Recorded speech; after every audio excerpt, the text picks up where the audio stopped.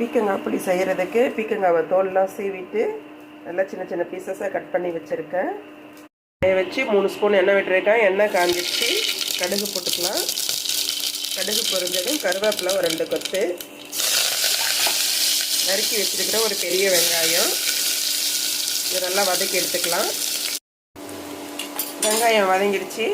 ஒரு பெரிய தக்காளியை பொடியை கட் பண்ணி வச்சுருக்கேன். இதையும் அதில் போட்டு வதக்கலாம். குழம்புக்கு தேவையான அளவு உப்பு இதையும் அதோட சேர்த்து வதக்கி எடுத்துப்போம். தக்காளி நல்லா குழைய வதங்கிடுச்சு. நம்ம இந்த ஸ்டேஜில் கட் பண்ணி வச்சுருக்கிற பீக்கங்காயும் போட்டு வதக்கி எடுத்துக்கலாம். இது 1 கிலோ பீக்கங்காய். தோல் சீவி எடுத்துட்டு வெறும் சதப்பகுதி மட்டும் போட்டிருக்கேன்.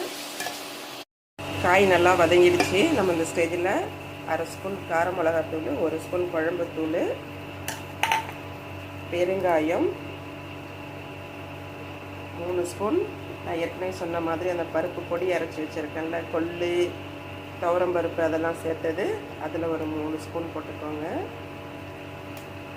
ப்ளஸ் கரைச்சி வச்சுருக்கிற புளி தண்ணி கொஞ்சமாக தண்ணி விட்டுக்கோங்க.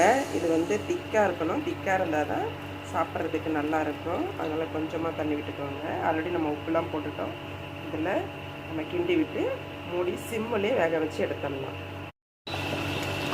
குழம்பு ரெடி ஆகிடுத்து. இந்த ஸ்டேஜில் நம்ம ஸ்டவ் ஆஃப் பண்ணிட்டு மல்லித்தழையை போட்டுடலாம். அவ்வளோதான், பீக்கங்காய் புளி.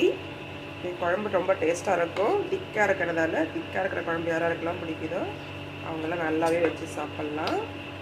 என்னோடய சேனல் பார்த்ததுக்கு ரொம்ப தேங்க்ஸு. லைக் பண்ணுங்கள், ஷேர் பண்ணுங்கள். என்னோடய வீடியோ பார்த்ததுக்கு ரொம்ப ரொம்ப ரொம்ப ரொம்ப நன்றி.